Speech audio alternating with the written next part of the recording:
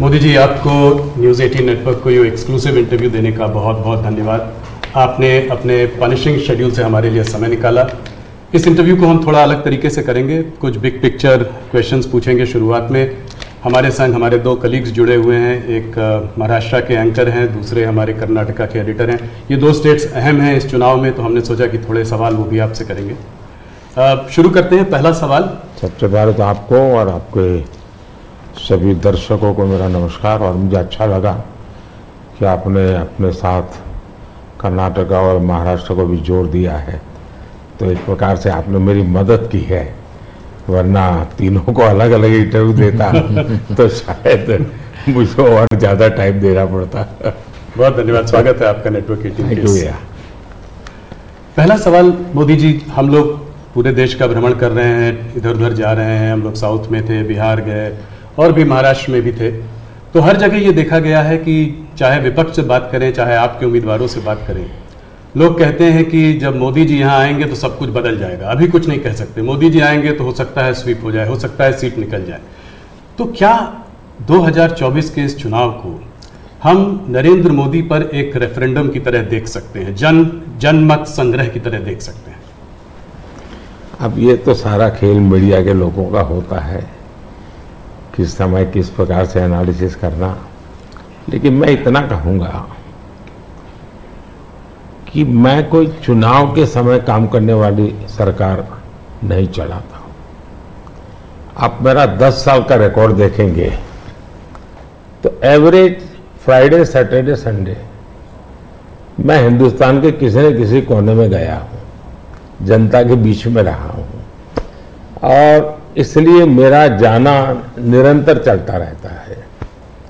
और चुनाव में मैं मानता हूँ कि लोकतंत्र का उत्सव ऐसा है कि सभी राजनीतिक दलों का कर्तव्य है कि ज़्यादा से ज़्यादा लोगों के बीच जाएं, जाकर के एक प्रकार से प्रशिक्षण का काम होना चाहिए, संवाद होना चाहिए, विचार विमर्श होना चाहिए।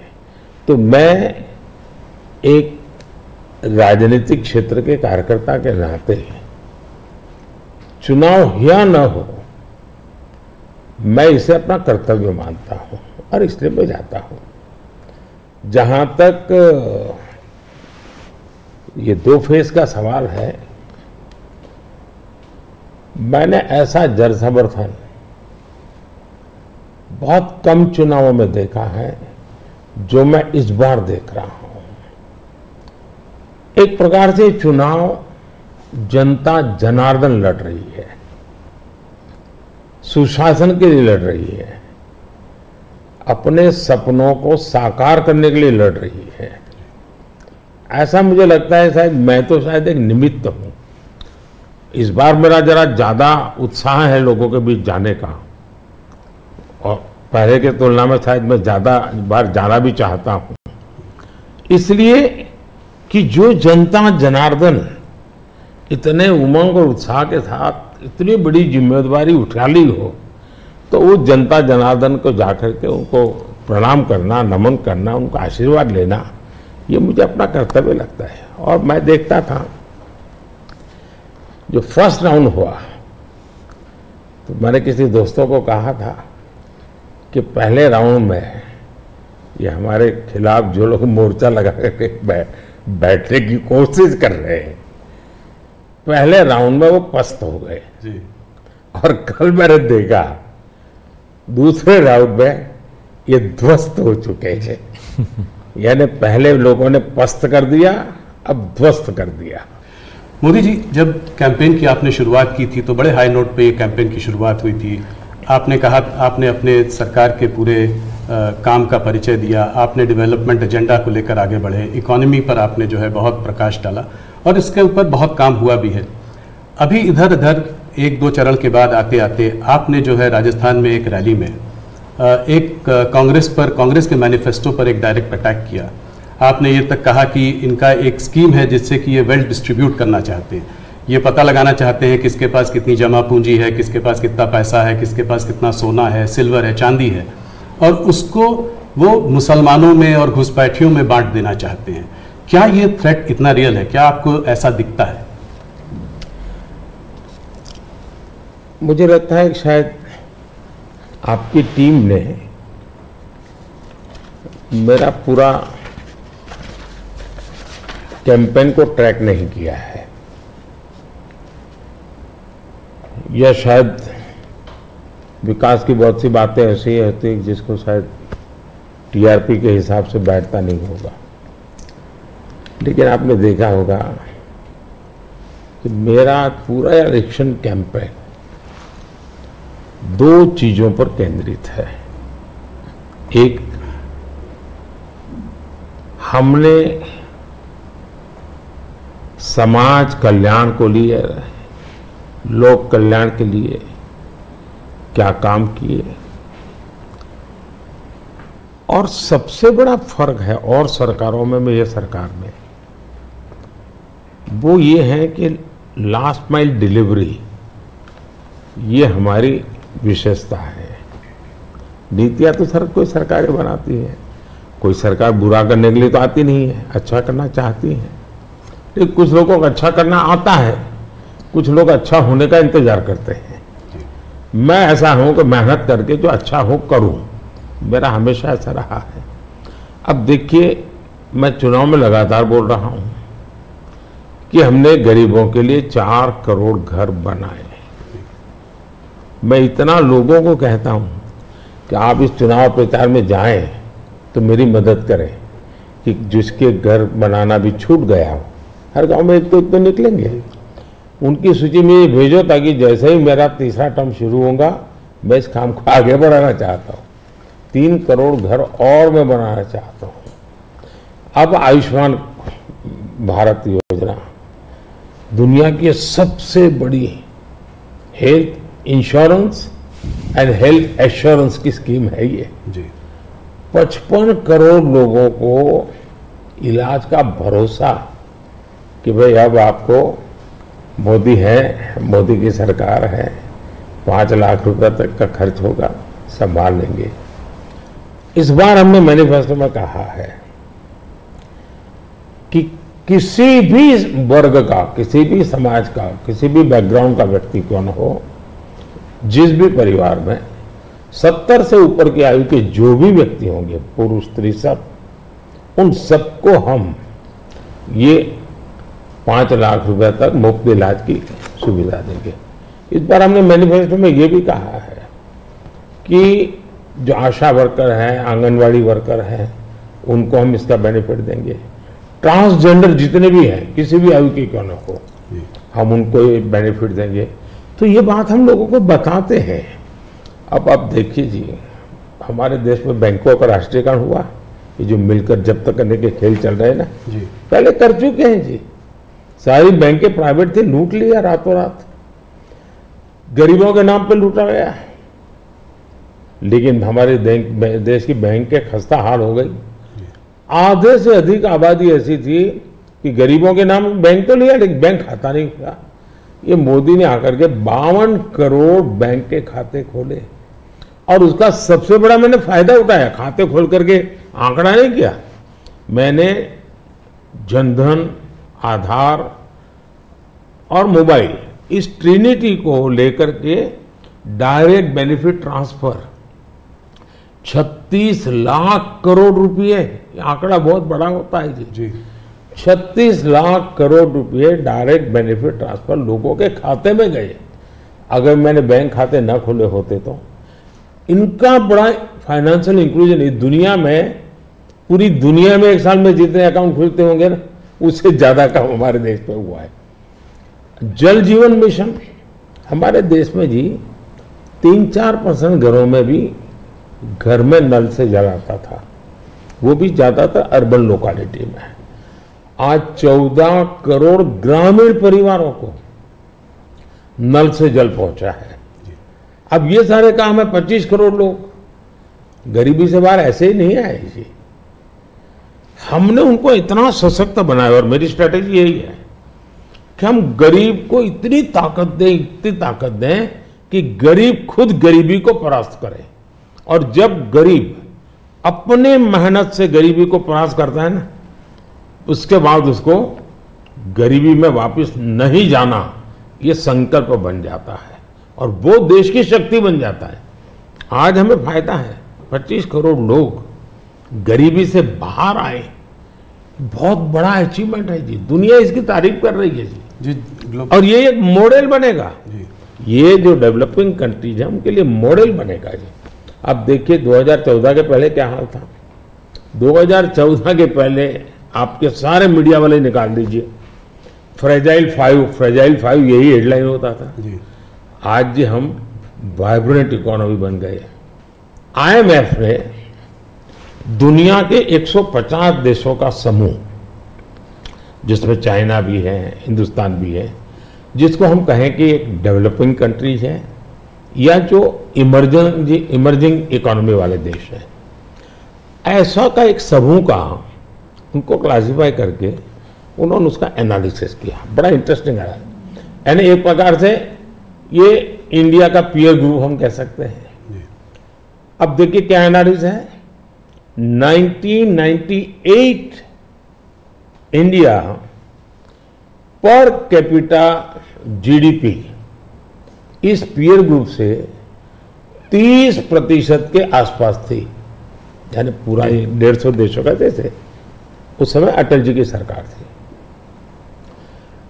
98 में अटल जी की सरकार है।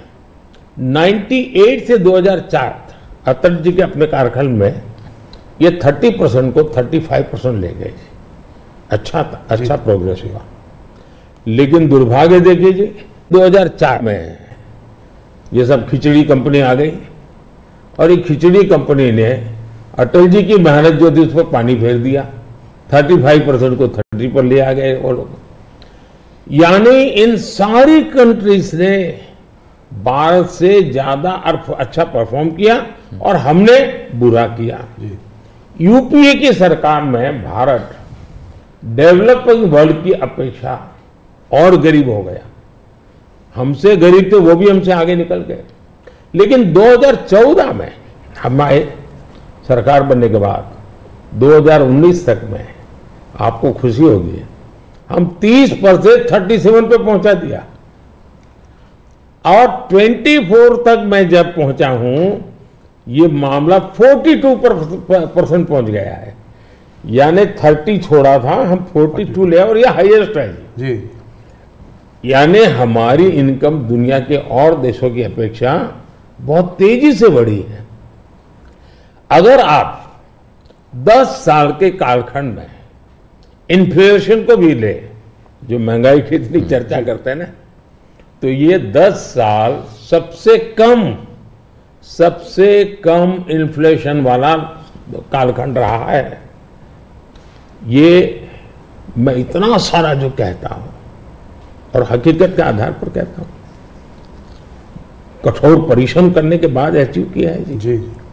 पूरी सरकार को मोबिलाइज किया है और लक्ष्य को पार करने के लिए जी जान से जुड़ गए हैं। उसके बावजूद भी मोदी क्या कहता है?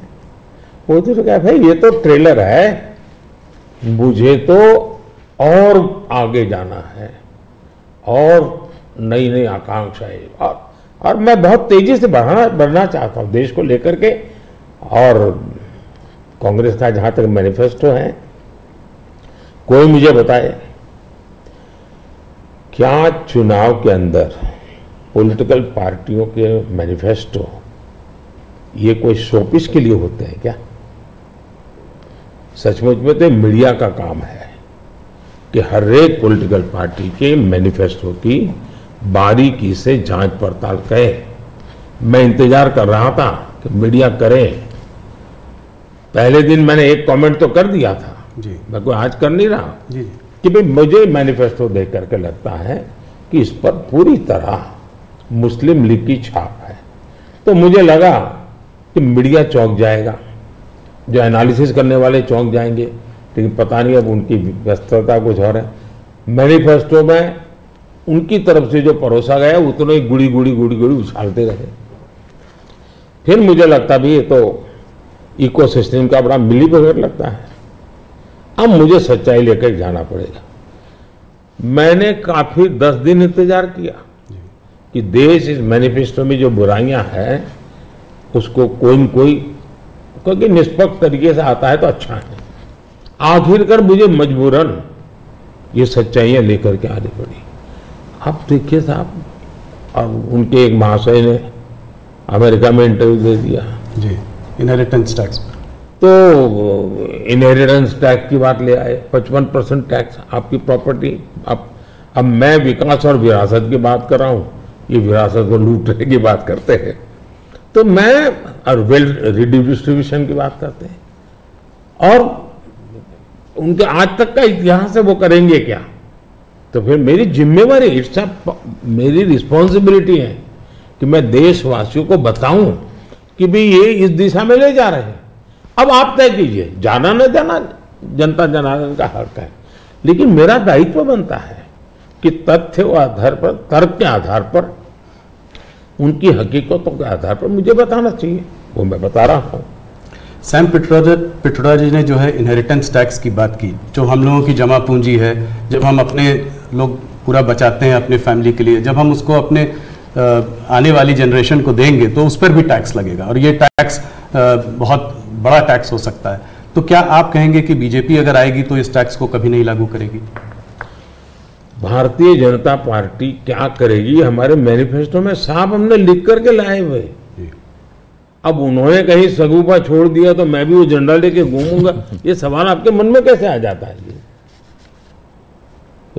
भारतीय जनता पार्टी की विचारधारा साफ है जी। हम अपनी विचारधारा के आधार पर कार्यक्रमों को लेकर के, मैनिफेस्टो को लेकर के देश के सामने जाते हैं। कृपा करके ऐसे महाशयों के विचारों को हम पे मत थोपिए भाई। मोदी जी, राहुल गांधी ने एक बात और कही है, वो कहते हैं कि जब वो सरकार अगर उनकी आएगी तो वो एक नेशनल एक्सरे कराएंगे। इसी से जुड़ा सवाल है, इसीलिए मैं पूछना चाह रहा हूँ, एक नेशनल एक्सरे कराएंगे। बात सिर्फ कास्ट सेंसस की नहीं है जो कि वो करते आए हैं, उस पर भी मैं आपका मत जानना चाहूंगा, मगर बात वो कहते हैं इससे आगे है। बात कास्ट की नहीं, बात जस्टिस की है। और वो कहते हैं कि हम जो है एक सोशियो इकोनॉमिक सर्वे लाएंगे, एक इंस्टीट्यूशनल सर्वे लाएंगे, और उसमें देखेंगे कि किसके पास किस जाति और किस उस वर्ग के पास क्या है, कितना धन है, कितनी इंस्टीट्यूशंस में भागीदारी है, और उसके बेसिस पर हम इस पूरे सिस्टम को रीडिस्ट्रीब्यूट करेंगे। इसको आप कैसे देखते हैं? सबसे पहले तो इस देश में जो लोग अपने आप को राजनीति के एक्सपर्ट मानते हैं,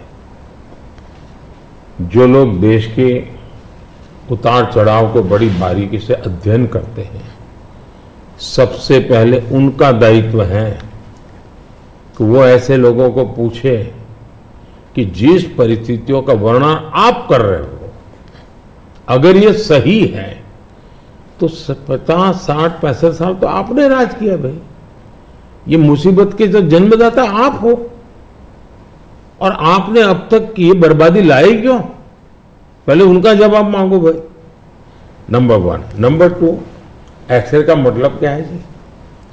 मतलब हर परिवार में जाना, घर घर छापा मारना, अगर किसी अनाज के डिब्बे में किसी महिला ने अपने गहने छपा के रखे हैं, उसको भी एक्सरे किया जाएगा, उनके गहने ले लिए जाएंगे, जमीनों का हिसाब किताब किया जाएगा, और फिर उसको रिडिस्ट्रीब्यूट करेंगे।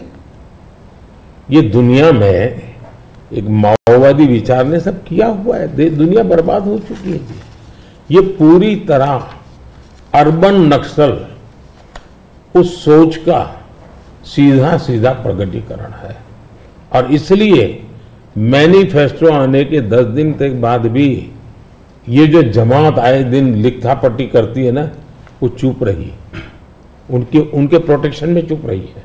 तब मिलके मेरी जिम्मेवारी बन जाती है कि देश को जगाना कि भाई देखिए आपको लूटने की ये तरकीब हो रही है।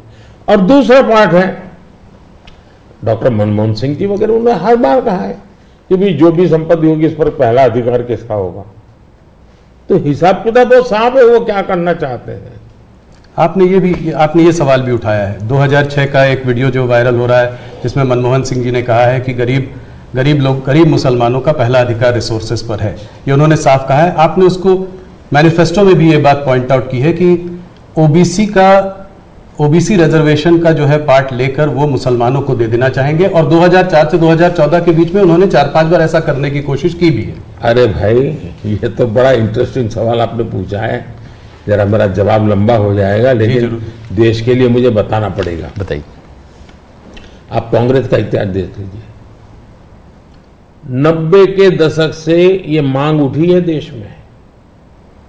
समाज का एक बहुत बड़ा तबका है जिसको लगता था कि हमारे लिए कुछ होना चाहिए, उसके लिए आंदोलन हुए हैं। 90 से पहले कांग्रेस ने पूरी तरह इस बात को खारिज कर दिया, उसका विरोध किया, उसको दबाने की कोशिश की है। यानी 90 के पहले का उनका दशक है। फिर उनको जितनी भी कमीशन बने, जितनी कमेटियां बनाई, उसके भी रिपोर्ट्स ओबीसी के विचार के पक्ष में आने लगे। अब उनके सिफारिशों को भी वो नकारते रहे, रिजेक्ट करते रहे, दबाते रहे। 90 के दशक में उनको लगा कि भी अब इसको जरा उनकी वोट बैंक की राजनीति के अनुसार उसको टर्न दिया जाए।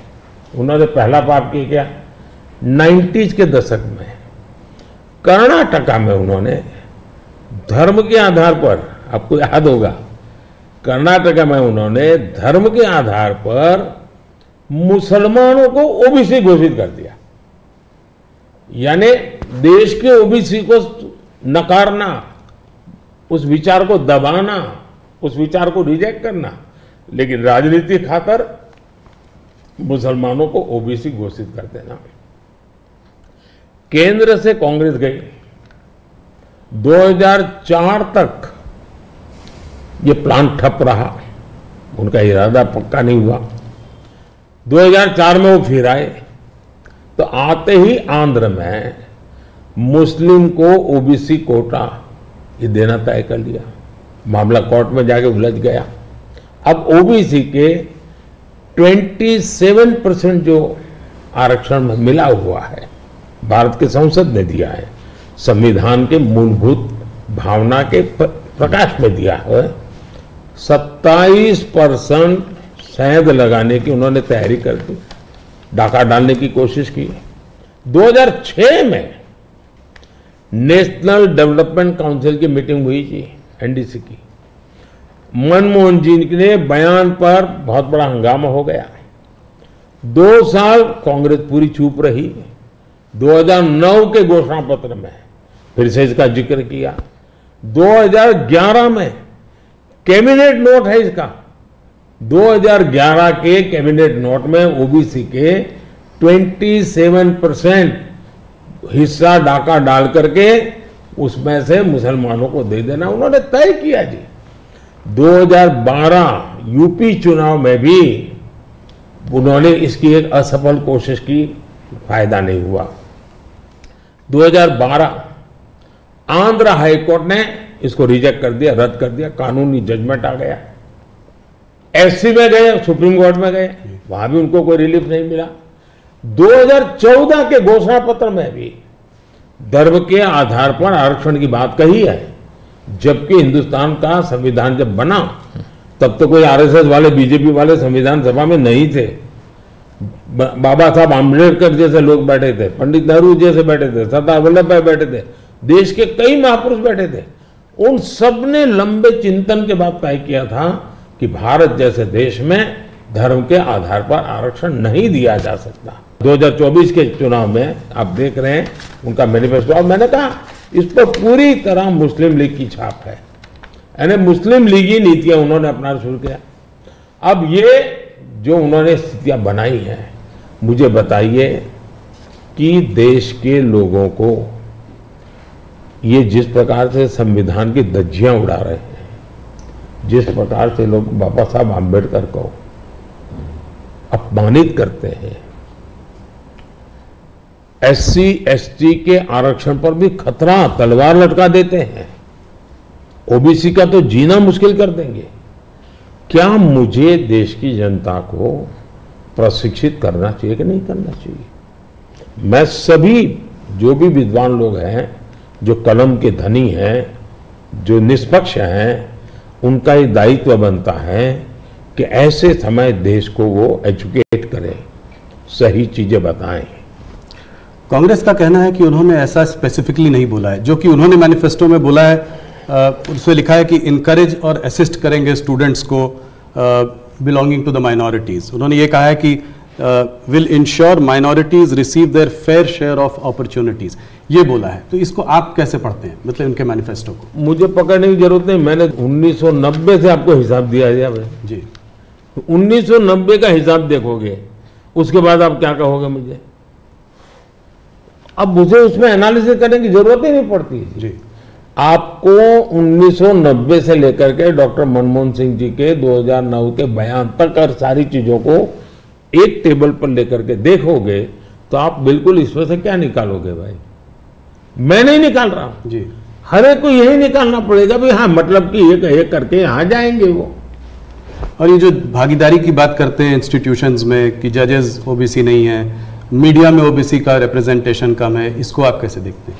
अब मुझे बताइए, जो 2014 में हम आए, हमने ऐसी कोई नीति बनाई है क्या जो जिसके कारण किसी को रुकावट हो जाए?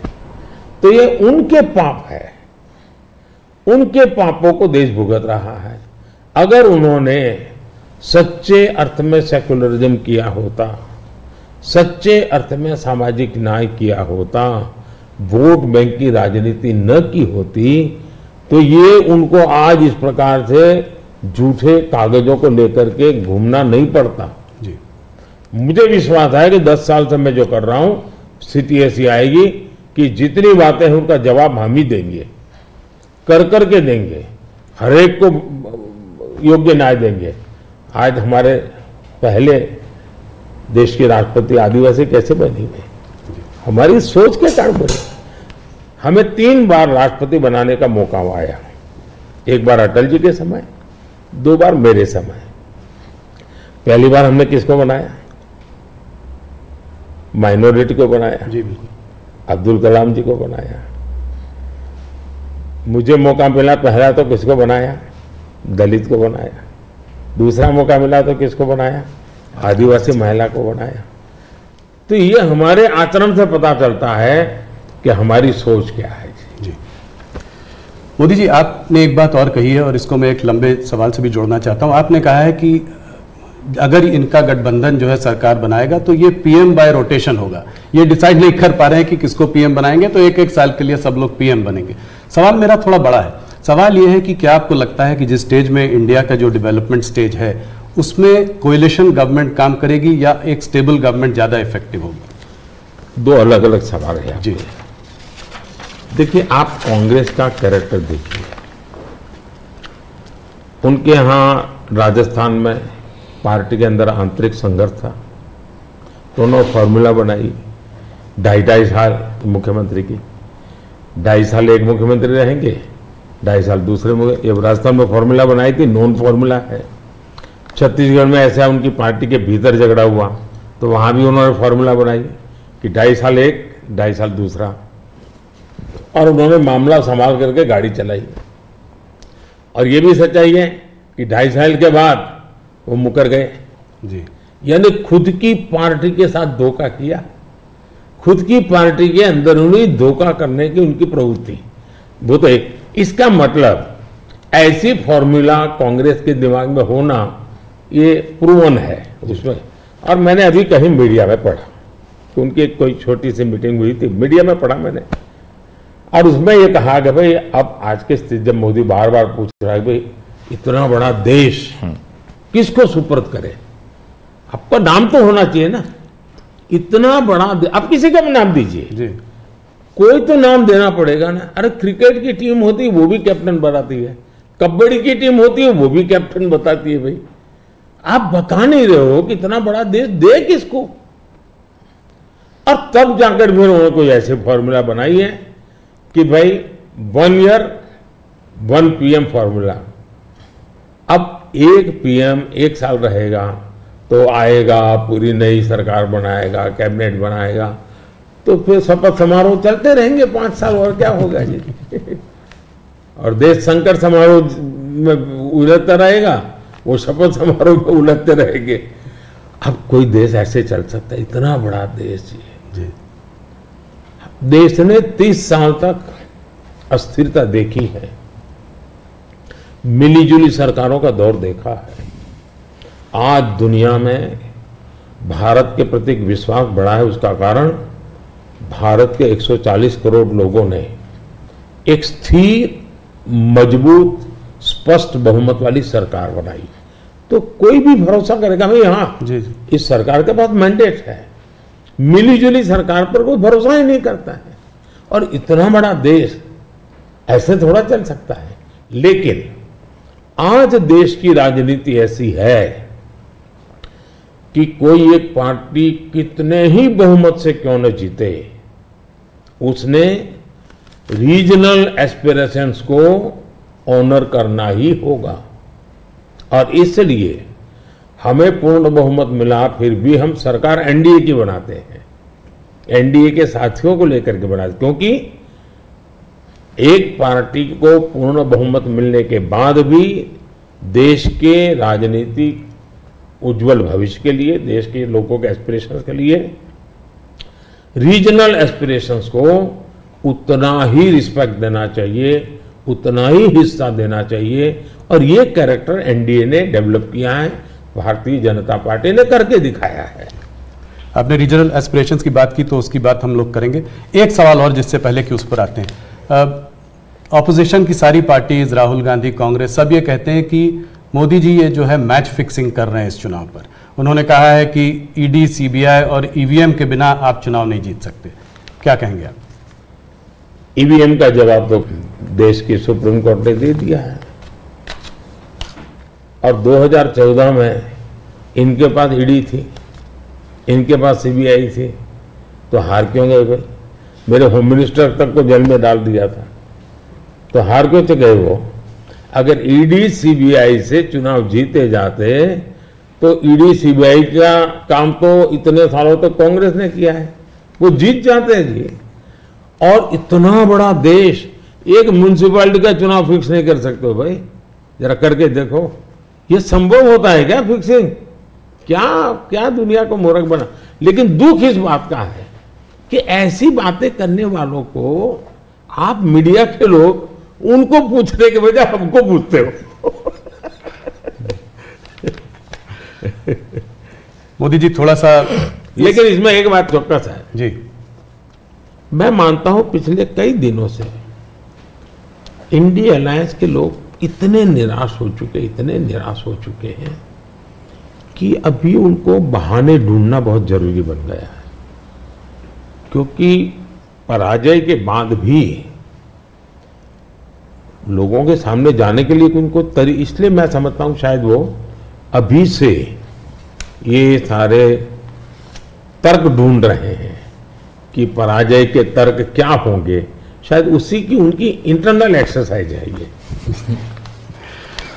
मोदी जी दो स्टेट्स अहम हैं इस चुनाव में, एक है कर्नाटका और एक है महाराष्ट्र। कर्नाटका जहां पे अभी आपकी हार हुई थी विधानसभा के चुनाव में, और महाराष्ट्र इसलिए क्योंकि वहां पर एक अजीब सी खिचड़ी बनी हुई है, दो पार्टियां टूटी हैं। मेरे दो साथी मेरे साथ हैं, सबसे पहले शुरुआत करते हैं कर्नाटका से। तो हरिप्रसाद जी जो हमारे वहाँ के एडिटर हैं वो आपसे कुछ सवाल पूछना चाहते हैं। हरिप्रसाद जी स्वागत है आपका। ಕರ್ನಾಟಕದಲ್ಲಿ ನೇಹಾ ಹಿರೇಮಠ್ ಮರ್ಡರ್ ಕೇಸ್ ಬಹಳ ಚರ್ಚೆ ಆಗ್ತಾ ಇದೆ. Neha killed inside the campus by Fayaz. Even JP Nadda ji rushed to her house. आप क्या सोच रहे हैं, ये अभी ये फोकस शिफ्ट हो रहा है क्या? कर्नाटक का चुनाव का फोकस ऐसे इश्यूज को शिफ्ट हो रहा है? देखिए, नड्डा जी का कार्यक्रम वहां चल रहा था और इतनी बड़ी घटना घटी थी, और ऐसी चीजों में हमें वो किस दल के थे, वो कांग्रेस के थे, उसकी बेटी की हत्या हो गई तो हमारा क्या, ये हमारे संस्कार नहीं है, न ही हमारी सोच है, और एक मानवीय संवेदना का विषय है। और मैं मानता हूं कि अच्छा हुआ अध्यक्ष जी ने इतनी चुनाव की आपाधापी में भी उनके सांत्वना देने का प्रयास किया है। ये पूरी तरह मानवीय व्यवहार है। मैं भी, अब मैं बताता हूं कि शायद कौन सा चुनाव है मुझे याद नहीं है, लेकिन राहुल जी का कहीं पर हवाई जहाज में कुछ गड़बड़ हुआ तो मुझे पता चला, तो मैंने तुरंत उनको फ़ोन किया। मैंने कहा भाई आपको कुछ दिक्कत हुई है, क्या हुआ है? ये हमारा कर्तव्य बनता है। मैं गुजरात का मुख्यमंत्री था और दमन में मैडम सोनिया जी, फिर हमारे अहमद पटेल साहब, वो सारे लोग, उनका हेलीकॉप्टर एकदम से क्रैश कर गया। मुझे पता चला, मैंने तुरंत फ़ोन किया। मैंने कहा मैं यहाँ से आपको एयर एम्बुलेंस भेजता हूँ। तो अहमद ने मुझे कहा नहीं अभी बिल्कुल हम लोग सलामत हैं, ये बात ठीक है, हेलीकॉप्टर को नुकसान हुआ है लेकिन हमें कोई तकलीफ नहीं हुई है। एक बार सोनिया जी काशी गई थी इलेक्शन कैंपेन में और वहाँ उनको तबीयत एकदम खराब हो गई, तो मैंने तुरंत यहाँ से सबको भेजा। मैंने कहा भाई देखो क्या मामला है, या तो हवाई जहाज दो उनको। तो ये एक तो मेरे संस्कार भी हैं। अब मैं मानता हूँ कि ये राजनीति से परे होते हैं चीज़ें। तो मेरे लिए किसी भी परिवार में आपत्ति आ जाए, ये हमारा राजनीति से ऊपर उठ करके ही व्यवहार होना चाहिए जी। Regarding the guarantee schemes, in Karnataka, Congress promised 5 guarantees, and they, after coming to power, they delivered that one. They, as per their promise, they are delivering that one. Now, whereas in BJP is more. In the last election, you lost there. Only 66 seats you were able to win there. BJP able to win there. Now again, Yediyurappa जी का leadership और उसका बेटा का leadership में ज़्यादा focus हो रहा है। इसका वजह से थोड़ा सा बीजेपी के अंदर भी कुछ लोग नाराज भी है उधर। वो एक्चुअली आपका मन में कर्नाटका में अभी बीजेपी कितना सीट जीत सकते हैं, क्या है? नंबर 1, कर्नाटका की जनता पश्चाताप कर रही है कि हमने इतनी बड़ी गलती कर दी, इनको बिठा दिया। तो जन समर्थन हमारा कम नहीं हुआ है, जन समर्थन हमारा बढ़ा है। लेकिन इन्होंने इतने ही कम समय में सीएम कौन, अभी भी वो बात सेटल नहीं हुई है। शपथ हुआ है सीएम का लेकिन सेटल नहीं हुआ है। अपने आप को सीएम मानने वाले लोग बहुत है उसमें। अब कानून व्यवस्था देखिए, चरमरा गई है, बम ब्लास्ट हो रहे हैं, हत्याएं हो रही हैं, आर्थिक स्थिति पूरी तरह कंगालियत की स्थिति में है। वादे तो बड़े बड़े कर दिए उन्होंने और फिर टैग लगाए, ऐसा होगा तो ये मिलेगा, वैसा होगा तो नहीं मिलेगा। मतलब आप जनता के साथ धोखा भी कर रहे हो। जब हमने कहा कि भाई हम इन लोगों को आयुष्मान कार्ड देंगे, मतलब देंगे, फिर इफ्स एंड बट लगा करके उसमें बेईमानी नहीं करनी चाहिए। अभी जब हमने कहा कि हम 70 साल से ऊपर के किसी भी वर्ग के व्यक्ति होंगे, इनको आयुष्मान कार्ड देंगे, मतलब देंगे। आप में ये हिम्मत होनी चाहिए। उन्होंने किसानों की जो योजना थी वो रद्द कर दी, किसान सम्मान निधि। कोई कारण नहीं है इस प्रकार से करने का। अब बता, आप कोई सोच सकता है जब बेंगलुरु दुनिया में हमारा बहुत बड़ा देश की इज्जत बढ़ाने में बेंगलुरु का बहुत बड़ा रोल है। दुनिया में जब जाते हैं ना तो बेंगलुरु कहते ही ऐसा लगता है वो जैसा परिचित है। टैंक हब के रूप में जाना जाता था, आपने देखते ही देखते इसको टैंकर हब बना दिया और टैंकर में भी माफियाशाही चल रही है। पानी के लिए लोग तरस रहे हैं। अगर ये जो हालत उन्होंने कर दी है, अब युवाओं की स्कॉलरशिप आपने संख्या भी कर दी, अमाउंट भी कम कर दी। यानी एक के बाद एक आपने ऐसे नेगेटिव काम किए हैं। जिन मुद्दों को लेकर के वोट मांगा उन मुद्दों को आप वोट दे नहीं पा रहे हैं। अच्छा, डेप्यूटी सीएम वो अपने भाई के लिए वोट मांग रहे हैं और वो खुद सीएम बन सके इसलिए सब खेल खेल रहे हैं। वो सीएम से हटे इसके लिए भी खेल खेले जा रहे हैं। जहां तक भारतीय जनता पार्टी का सवाल है, हम टीम स्पिरिट से काम करने वाले लोग हैं। भले मेरी टीम ने मोदी को आगे किया, लेकिन मेरी पूरी टीम काम कर रही है जी। उसी प्रकार से येडियुरप्पा जी हमारे वरिष्ठ नेता हैं, लेकिन काम पूरी टीम कर रही है और टीम मेहनत करती है, लोगों को विश्वास भी है और हम आगे बढ़ रहे हैं।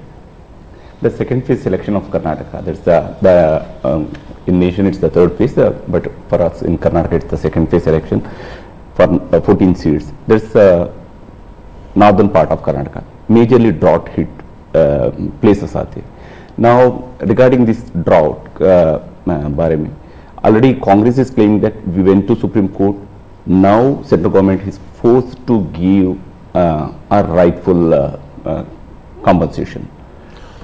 What's your opinion? देखिए सिद्धारा में है कि जब पुरानी सरकार थी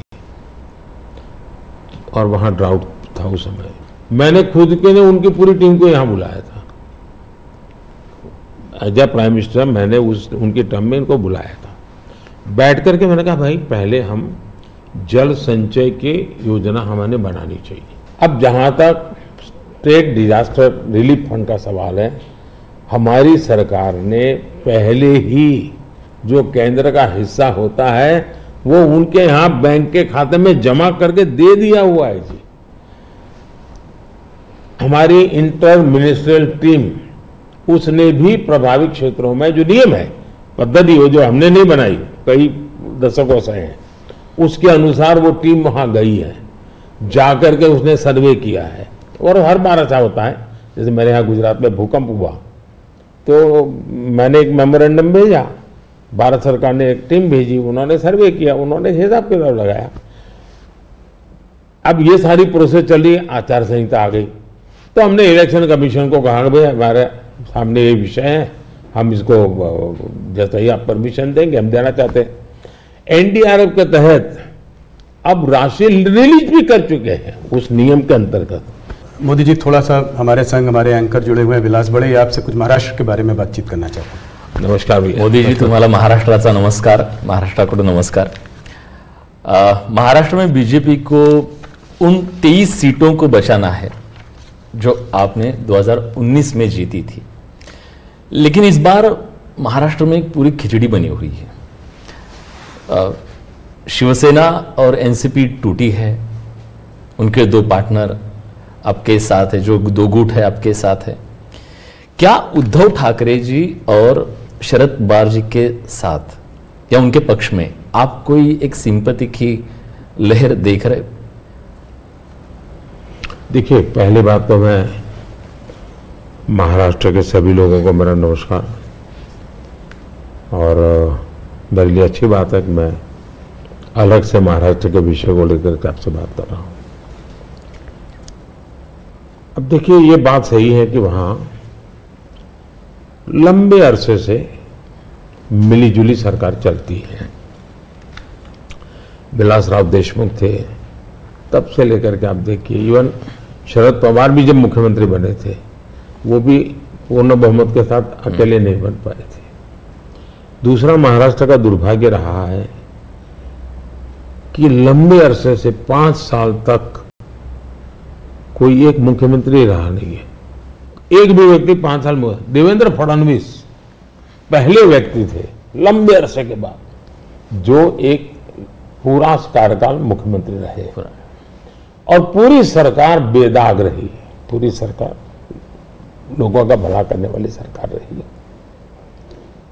अब सिंपैथी हमारे साथ होनी चाहिए कि जो लोग हमारे साथ चुनाव लड़े, जो लोगों ने हमारे साथ चुनाव लड़ करके महाराष्ट्र के लोगों से वोट मांगा, लेकिन मुख्यमंत्री बनने के खुद के व्यक्तिगत महत्वाकांक्षा के कारण और उसमें अहंकार भर गया, इसके कारण आपने बाला साहब ठाकरे के जमाने से बनी बनाई इस जोड़ी को धोखा दे दिया, और उसका लोगों को गुस्सा है, बीजेपी के प्रति सिंपत्ति है। दूसरा, शिवसेना के अंदर जो तूफान खड़ा हुआ या एनसीपी के अंदर जो तूफान खड़ा हुआ, वो साफ साफ दिखता है कि जब आप अपने परिवार के लोगों को ही प्राथमिकता देते हैं और बाकियों को नहीं देते हैं, तो कभी न कभी तो कठिनाई पैदा होती है। शरद राव के घर में जो मुसीबत है उनके पारिवारिक झगड़ा है, भतीजा संभाले कि बेटी संभाले। यहां भी इनका झगड़ा यही है कि भाई और कोई सक्षम नेता ऊपर आए कि खुद का बेटा भले अभी जैसे यहाँ एक परिवार में कांग्रेस के चल रहा है उस पर, तो वो झगड़ा उनका है जी। और मैं मानता हूं हमारा देश इस प्रकार के पारिवारिक झगड़ों के प्रति नफरत करता है, सिंपैथी नहीं करता है। तो ये बिल्कुल ही आप सिंपैथी शब्द लेकर के सिंपैथी दिलवाने की अगर कोई कोशिश करता है तो मैं समझता हूं वो भी फेल जाने वाली है। लोग नफरत करते हैं, लोग ऐसी चीजों को स्वीकार नहीं कर सकते कि भाई ये तुम्हारे घर के झगड़े, तुम घर में निपटो ना, महाराष्ट्र को क्यों बर्बाद कर रहे हो। तो गुस्सा है। दूसरी बात है, जहां तक आज सिंधे जी के नेतृत्व में जो सरकार चल रही है, भारतीय जनता पार्टी का ज्यादा सीटें होने के बाद मन में त्याग किया है। त्याग महाराष्ट्र की भलाई के लिए किया है। कुछ लोगों को लगता था कि हम सीएम बनना चाहते हैं, नहीं तो हम सीएम बन सकते, नहीं बने हैं। महाराष्ट्र की जनता को हमने कन्विंस किया है कि हम महाराष्ट्र के लिए जीते हैं, हमारे लिए नहीं जीते हैं। और इस चुनाव में ये सिंपैथी हमारे पक्ष में है कि इतना बड़ा दल, एक मुख्यमंत्री सफल रहा हुआ मुख्यमंत्री, वो आज डिप्यूटी सीएम बनकर के भी एक प्रकार से खुद के सम्मान को छोड़ करके आज भारतीय जनता पार्टी सिर्फ और सिर्फ महाराष्ट्र के उज्जवल भविष्य के लिए। और मैं मानता हूं हमारे देश में बंगाल बर्बाद हो गया, कोलकाता एक इकोनॉमी को ड्राइव करता था, लेकिन वहां इस प्रकार की उठापटक की राजनीति ने बर्बाद कर दिया।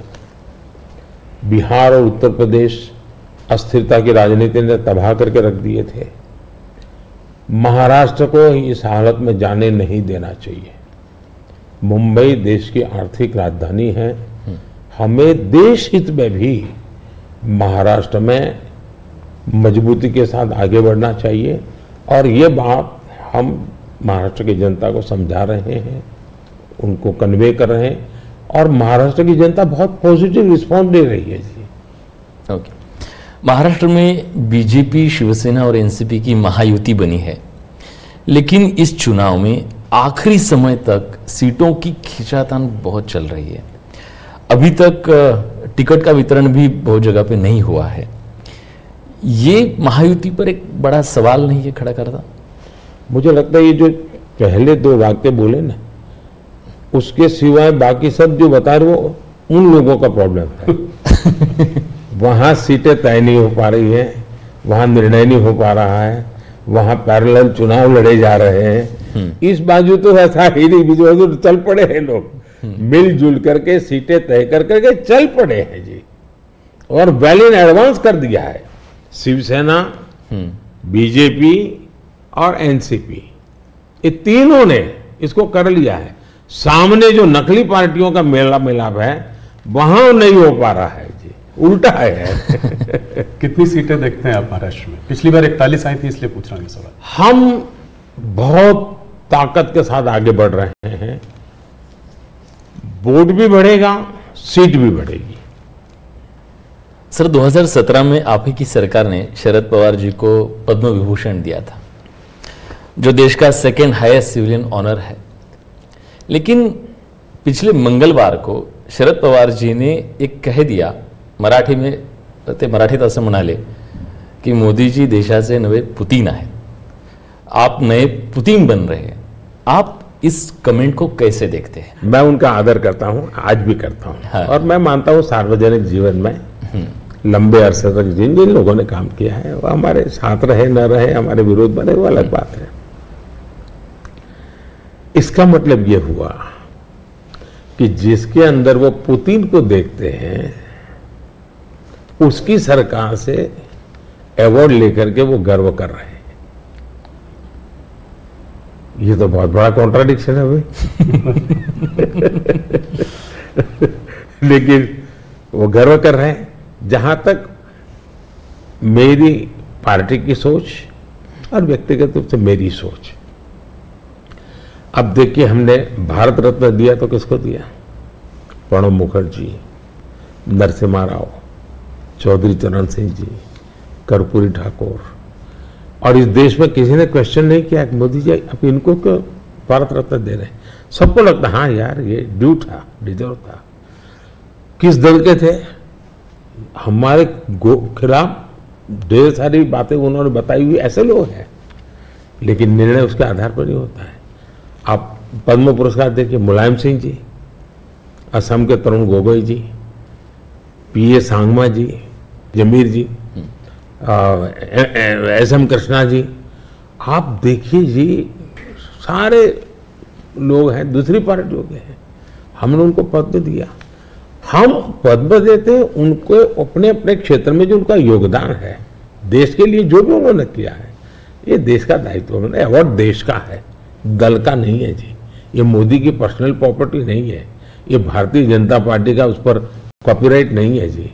तो मैंने पूरा पद्म पुरस्कार, तो मैं मानता हूं कभी अगर आप स्टोरी चलाएं, मीडिया के लोग इंटरेस्ट करें, भारत में पद्म पुरस्कार को कैसे परिवर्तित किया गया, कैसे पद्म पुरस्कार एक प्रकार के सच्चे अर्थ में सम्मान बना दिया, इतना बड़ा काम उन्होंने किया है। अगर तारीफ होनी चाहिए तो इस बात की होनी चाहिए कि भाई आप बहुत बड़े सोच वाले लोग हैं कि आप ऐसे ऐसे निर्णय करते हैं। ये क्वेश्चन नहीं होना चाहिए कि आपने उनको क्यों दिया। नहीं, देने के बाद भी उन्होंने ऐसा है स्टेटमेंट, ये शर्ती थोड़ा होता है मैं पद्म देता हूं मेरे लिए चुप रहना। ये कोई एग्रीमेंट थोड़ा होता है, ये गिव एंड टेक फॉर्मूला नहीं है जी। मोदी जी, थोड़ी सी बात उत्तर प्रदेश की करते हैं। सबसे बड़ा प्रदेश है, 80 सीटें वहां से आ रही हैं। क्या इस बार आप लोग 2014 का रिकॉर्ड तोड़ पाएंगे? 71 सीट लाई थी बीजेपी, 73 एनडीए। इस बार अगर देखें तो अखिलेश और राहुल साथ में चुनाव लड़ रहे हैं और दमखम के साथ जो है पूरे परिवार को उन्होंने वहां से उतारा है। खुद कन्नौज से लड़ रहे हैं अखिलेश जी, डिम्पल मैनपुरी से लड़ रही हैं, फिरोजाबाद, आजमगढ़, तमाम जगह से उनके परिवार के लोग लड़ रहे हैं। हो सकता है कि कहते हैं कि गांधी लोग भी शायद वापस अमेठी और रायबरेली से लड़े। तो इस उसमें आप इस चुनाव को कैसे देखते हैं? राहुल जी, आप जितने गर्व से सब उतरे हैं, सब 4 बार बोल रहे हैं। नहीं, गर्व से ये मजबूरी है कि क्या है? परिवार के लोगों को उतारना पड़ रहा है, ये मजबूरी है। ये उनका मूल कैरेक्टर के इसके सिवा उनके पास कोई है ही नहीं। फैमिली मेंबर्स के लिए लड़ना, फैमिली मेंबर के लोगों के लड़वाना, यही खेल है।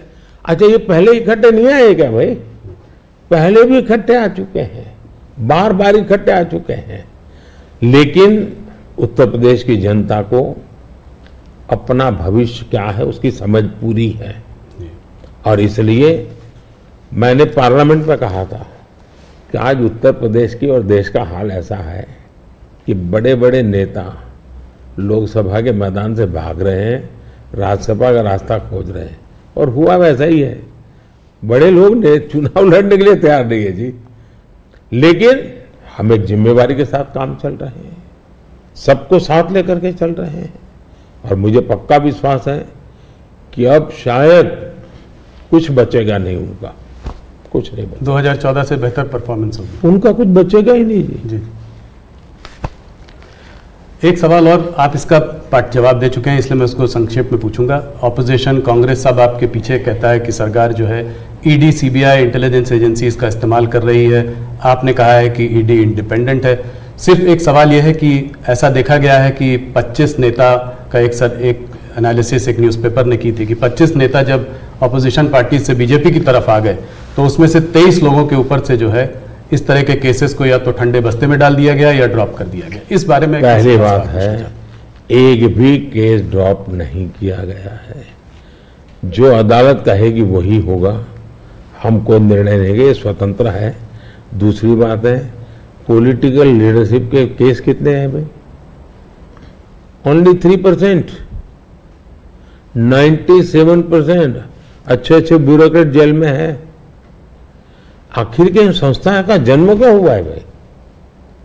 अगर इन संस्थाओं का जन्म इसी काम के लिए हो तो काम नहीं करेगी क्या? और अदालत इतनी बड़ी है जी, किसी को जमानत नहीं दे रही है अदालत, तो अदालत देखती होगी ना भाई। और भ्रष्टाचार के मामले में हम कम से कम उसको लाइट न ले जी। सचमुच में देश में चर्चा होनी चाहिए कि पहला एक जमाना ऐसा था आपको आरोप लगता था ना तो भी हिल जाते थे। आज गुनाह सिद्ध हो चुका है, सजा हो चुकी है, फिर भी आप हाथ ऊंचा कर करके फोटो निकलवा रहे हो। आप भ्रष्टाचार का महिमा मंडन कर रहे हो। इस देश में ये आलोचना का विषय होना चाहिए। भ्रष्टाचार को न्यू नॉर्मल के रूप में ट्रीट नहीं करना चाहिए, वरना इस देश का बहुत नुकसान होगा जी। ये सवाल बीजेपी और अदर्स का वाला नहीं है, देश के लिए ठीक नहीं है कि आप इसको न्यू नॉर्मल बना दे। और मैं देख रहा हूं धीरे धीरे धीरे ऐसा वातावरण बनाया जा रहा है, हाँ ठीक है यार वो तो चलता रहता है। यही तो देश, गरीब आदमी मर रहा है जी। हमने कैसे भी करके इससे देश को मुक्त करना चाहिए, रिजॉल्व होना चाहिए कंट्री का, वो नहीं हो रहा है जी। और मैं तो मानता हूं कि भाई देखिए मैं जो कोशिश कर रहा हूं, एक सिस्टम को पॉलिसी ड्रिवन बनाओ, टेक्नोलॉजी को भरपूर लाओ। आज हमने पहले एक प्रधानमंत्री कहते थे 1 रुपया जाता है 15 पैसे पहुंचता है जी। आज मैं कहता हूं 1 रुपया जाता है पूरे 100 पैसे पहुंचते हैं, डायरेक्ट बेनिफिट ट्रांसफर। क्यों? सिस्टम को सुधारो भाई। हमने जेम पोर्टल बनाया, करप्शन को कम करने की दिशा में हमारा बहुत बड़ा कदम है जी। दूसरा, समाज को भी जगाओ, समाज को भी आदत डालो कि भ्रष्टाचार बुरा है, किसी भी स्तर पर भ्रष्टाचार से मुक्त रहना चाहिए। और देश में वो वातावरण बन रहा है, पॉलिटिकल लोगों को डर नहीं है। और मैं मानता हूं उसमें कुछ मात्रा में ये जो सिर्फ हमारा विरोध है इसलिए उनका समर्थन कर देना, ये शोभा नहीं देता है भाई। आपने पिछले कार्यकाल में काफी बड़े काम किए, आर्टिकल 370 को रद्द किया, सीएए को लेके आए, मगर ऑपोजिशन लीडर्स इस कैंपेन में सब कह रहे हैं कि अगर वो सरकार बनाएंगे तो इन सबको जो है सीएए को रिपील कर देंगे। ममता बनर्जी खास करके कह रही है सीएए को इम्प्लीमेंट नहीं होने देंगी। इसको आप कैसे देखते हैं? पहली बात है कि जिसको भारत का संविधान समझ है, जिसको भारत के फेडरल स्ट्रक्चर का पता है, किसके पास कौन काम है वो सब पता है, वो कभी ऐसी बात बोलेंगे नहीं, क्योंकि ये उनके अधिकार क्षेत्र का विषय ही नहीं है जी। अगर मोदी भी राज्य का मुख्यमंत्री होता है तो नहीं कर सकता है जी। जो भारत सरकार के विषय है वो भारत सरकार करेगी, जो राज्य सरकार के विषय होते हैं वो राज्य सरकार करेगी। लेकिन जनता को मूर्ख बनाने की फैशन हो गई है, जनता को अंधेरे में रखने, इसलिए वो कुछ भी बोलते रहते हैं। दूसरी बात है, मैं चैलेंज करता हूं कांग्रेस पार्टी कल प्रेस कॉन्फ्रेंस करके बता दें कि हम 370 वापिस लाएंगे, क्योंकि 370 हटने के बाद ये लोग संविधान की इतनी बड़ी बातें करते हैं ना जी। बाबा साहब अम्बेडकर के नाम पर हमको इतनी गालियां देते हैं। हिंदुस्तान में बाबा साहब अम्बेडकर का संविधान पूरे देश में लागू नहीं हुआ था। जम्मू कश्मीर में 70 साल तक भारत का संविधान नहीं लगा है। ये हमने आकर के भारत के संविधान, और वहां दलितों को पहली बार आरक्षण मिल रहा है जी। वाल्मीकि समाज वहां रहता है, वहां पहली बार आरक्षण मिल रहा है। ये सब क्या बातें करते हैं जी। और उनकी हिम्मत है क्या वो प्रेस कॉन्फ्रेंस करके बोले कि हम 370 फिर से वापस लाएंगे? हिम्मत है तो कोई भी दल हिम्मत है तो आ जाए मैदान में। मोदी जी, बंगाल की तरफ चलते हैं। वेस्ट बंगाल में जो है इस बार चुनाव काफी जोरों में लड़ाई हो रही है। पिछली बार जब आप 2019 में 18 सीट लाए थे 42 में, तो लोग चकित रह गए थे, लोगों को उम्मीद नहीं थी कि आप 18 सीट लाएंगे। इस बार आपके एक नेता ने कहा है कि 36 सीट आ सकती है। राजनाथ जी ने मुझसे इंटरव्यू में कहा था कि 36 सीट आ सकती है। कैसे देख रहे हैं इस वक्त माहौल को? देखिए, जहां तक लोगों का चकित वाला जो आप कह रहे हैं ना, उनका प्रॉब्लम यह है कि मुझे 10 साल हो गए, अभी भी वो मानने को तैयार नहीं कि देश की जनता ने मोदी नाम के किसी व्यक्ति को प्रधानमंत्री बनाया। तो ऐसी एक जमात है जो देश के मैंडेट को स्वीकार करने को तैयार नहीं है जी। अब हकीकत है भाई कि देश की जनता हमको समर्थन दे रही है। आपने हिसाब लगाया था नहीं होगा नहीं होगा, वो तो आपकी गलती थी जी। लोग, हमारे तो लोगों के साथ संपर्क है। मैं मालदा में था, मैंने जी मैं हैरान था कितना बड़ा जबरदस्त वहां माहौल था जी। अब जनता जनार्दन का विश्वास बन रहा है कि देश में एक स्थिर मजबूत सरकार है। बंगाल में भी उसका परिणाम अच्छे मिले। और टीएमसी के शासन में महिलाओं पर जो अत्याचार हो रहे, संदेश खाली की जो घटना है, पूरे देश को हिला दिया है जी। और उसका गुस्सा निकलना ही निकलना है मतदान में। आखिर जनता के पास तो मताधिकार है, उससे से अपना गुस्सा निकालेंगे जी। तो गुस्सा निकलना है, बहुत स्वाभाविक है। आपने देखा होगा नोटों के ढेर, क्या कभी आपके टीवी वालों ने इतने सारे नोटों के ढेर कभी पकड़े गए देखा था? पिछले कुछ सालों में आप लगातार 50 करोड़ के ढेर, 300 करोड़ के ढेर, 250 करोड़ के ढेर, 200 करोड़ के ढेर, देश चौंक गया है जी। आप कितना इसको दबाने की कोशिश करो, लेकिन देश के दिल दिमाग में स्थिर हो चुका है कि ये लूटने वाले लोग हैं। तो इस बार जीत और बड़ी होगी। बिल्कुल क्लीन स्वीप कर रहे हैं। उड़ीसा को कैसे देखते हैं? उड़ीसा में आपने जो है बीजेडी का साथ छोड़ा। भारतीय जनता पार्टी वहां अलग रही है। बीजेडी ने मुद्दों के आधार पर समर्थन, केंद्र में हमारा समर्थन किया था, मुद्दों के आधार पर जी। और ऐसे बहुत से दल हैं जो मुद्दों के आधार पर हमें समर्थन देते रहे हैं। तो बीजेडी का हमारा नाता हो रहा, राज्य के अंदर हम बिल्कुल, उड़ीसा की पूरी अस्मिता खत्म हो रही भाई। उड़ीसा की अस्मिता संकट में है। उड़िया लैंग्वेज वो खतरे में आ रही है।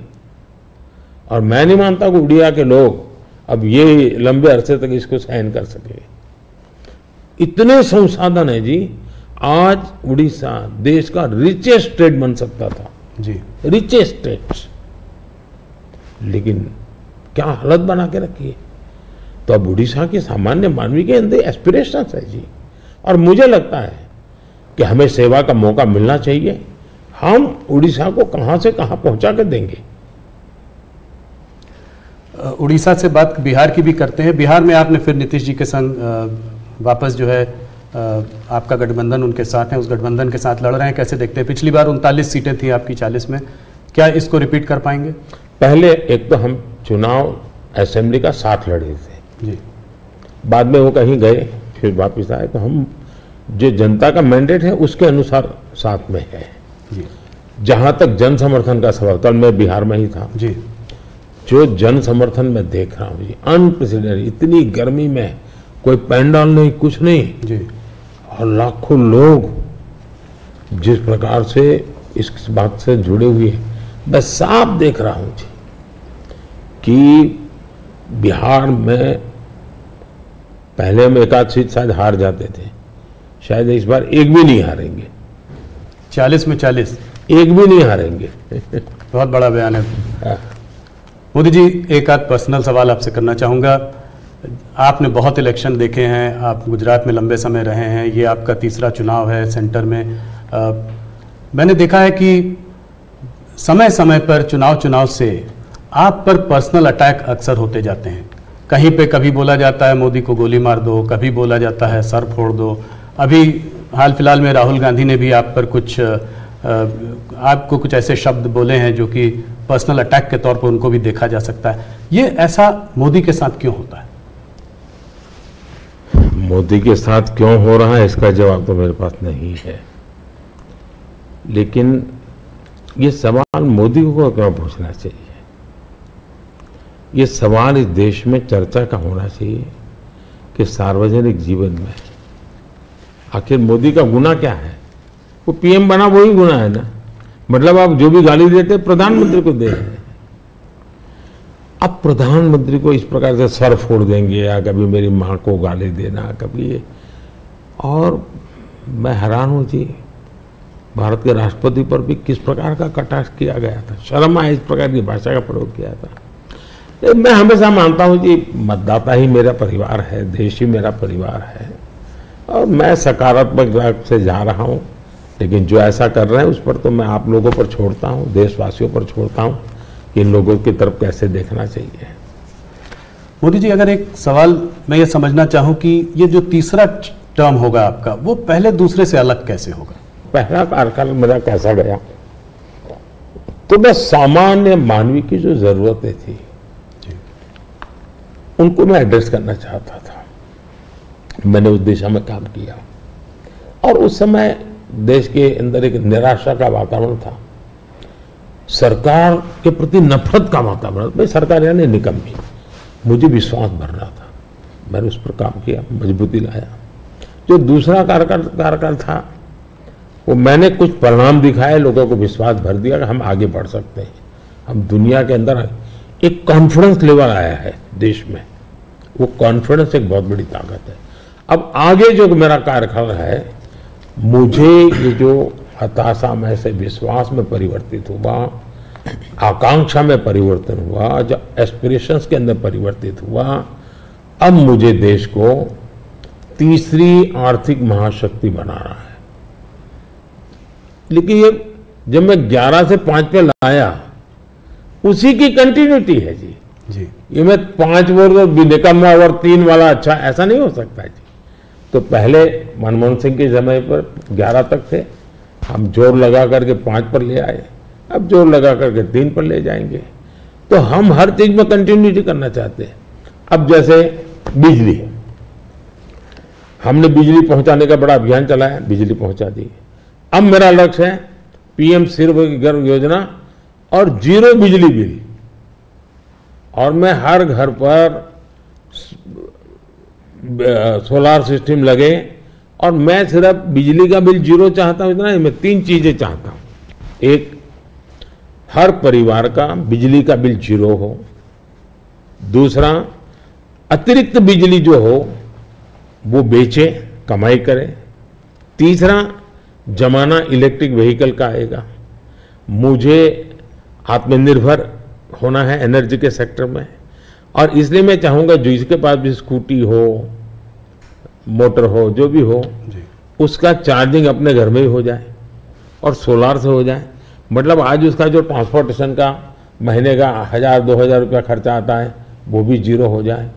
ये त्रिविध बेनिफिट नागरिक को और देश को, पर्यावरण का बेनिफिट, देश को आज पेट्रोलियम इंपोर्ट करने का जो अरबों अरबों डॉलर जा रहे हैं बाहर, वो बंद हो जाएगा। तो मल्टीपल बेनिफिट वाला योजना।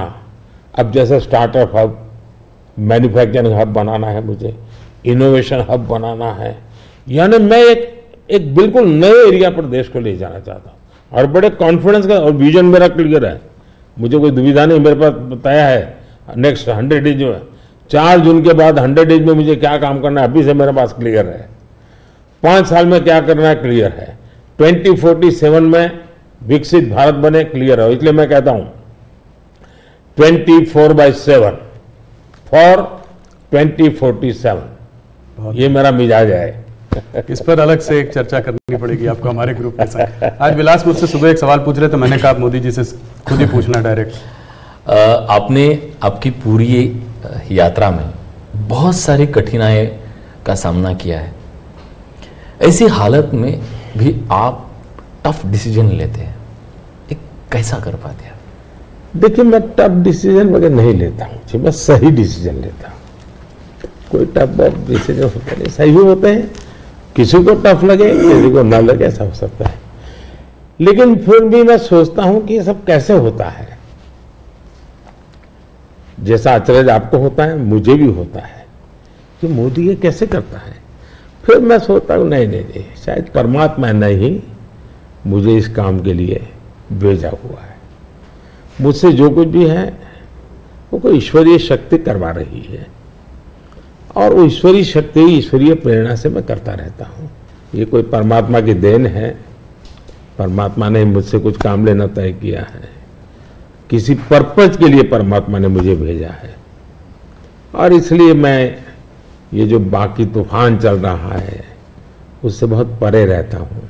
लेकिन इस तूफान में शांत कैसे रहते हैं? वही, मैं उससे परे रहता हूँ। मुझे शायद परमात्मा ने यही राह दिखाई है कि तुम उन चीज़ों में मत उलझो, तुझे कोई बड़ा काम करना है, तुम अपने काम में लगे रहो। तो परमात्मा का निर्देश है, परमात्मा की इच्छा है, परमात्मा की योजना है, और शायद ये उसी का मैं एक निमित्त हूँ, कुछ नहीं हूँ। Thank you. इसी से जुड़ा सवाल था कि आपको हम लोग देखते हैं, हमको आपका शेड्यूल मिलता है, आप इतना ट्रैवल कर रहे हैं, दिन में 5, 4, 6 रैली, वो भी कोई इस प्रदेश में तो कोई दूर दूसरे प्रदेश में, तो इस सब में आप फिट कैसे रहते हैं? कौन सी ऐसी शक्ति है जो आपको ये दृढ़ संकल्प दे रही है आगे बढ़ने का? पहली बात तो मैंने कहा ना कि ये मैं नहीं कर रहा हूँ, ये ईश्वर ने तय किया हुआ है। ईश्वर ने मुझे शायद इसी काम के लिए भेजा है, क्योंकि मैं जिस परिवार में पैदा हुआ हूँ जी, मेरी माँ ने कुछ पढ़ी लिखी नहीं थी, उसे स्कूल नहीं देखा था, मेरा कोई पॉलिटिकल बैकग्राउंड नहीं है, और इतना बड़ा देश, इतना काम ईश्वर नहीं करेगा तो कौन करेगा जी। और मेरे लिए दो ईश्वर हैं, एक जिसको हम देख नहीं पाते हैं और दूसरे वो जो जनता जनार्दन है। मैं जनता जनार्दन को भी ईश्वर का ही रूप मानता हूँ, और दूसरा परमात्मा के प्रति मेरी अपार श्रद्धा है। शायद परमात्मा ने मुझे इस काम के लिए भेजा है, जनता जनार्दन ने आशीर्वाद दिया है, शक्ति दी है। जहां तक मैं काम क्यों कर पाता हूं, मैं मेरे लिए जीता नहीं हूं, न मैं मेरे लिए जन्मा हूं। तो मेरे मन में हमेशा रहता है कि मुझे जितना समय मिला है उसका पल पल मैं देश के काम आऊं। जहां तक मैं दौड़ता था, मेरा मतलब लोकतंत्र एक बहुत बड़ा उत्सव है, फेस्टिवल है जी। ये जनता जनार्दन के दर्शन करने का अवसर है जी। हमें मौका लेना चाहिए, जितना जनता जनार्दन के दर्शन कर सकते करना चाहिए। लोकतंत्र का एक उत्सव है जिसमें संवाद होना चाहिए जितना ज्यादा। तो मैं इसको एक, वैसे हम घर में कोई बड़ी पूजा करते हैं ना, कैसे इन्वॉल्व होते हैं, मेरे लिए पूजा का समय है। मेरे 140 करोड़ देवता, उनकी मैं पूजा कर रहा हूं, उस भाव से मैं चलता हूं, लगा रहता हूं उनमें, वो खप जाता हूं और थकता नहीं हूं, भगवान को देख के आता हूं। मोदी जी बहुत बहुत धन्यवाद आपका, आपने अपने समय, इतना समय निकाला। आपके नारे की तरह इस बार हमारा भी एक नारा है, अगली बार सिर्फ न्यूज़ 18 पर आर पार। बहुत बहुत धन्यवाद, आपने हम लोगों को समय दिया। चलिए, बहुत बहुत धन्यवाद। धन्यवाद। सगळ्यांना माझे नमस्कार। सगळ्या महाराष्ट्रातल्या जनतेला